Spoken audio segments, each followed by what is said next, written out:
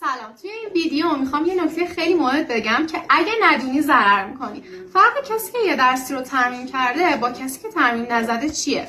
فرض کن که کسی ریاضی رو خرداد 1403 ترمیم زده و باز امسال بخواد ترمیم بزنه. در این صورت نمره‌ای براش لحاظ میشه که همین امسال میگیره.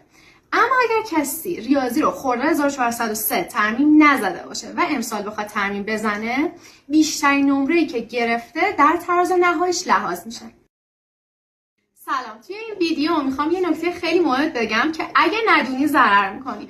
فرق کسی که یه درسی رو ترمیم کرده با کسی که ترمیم نزده چیه؟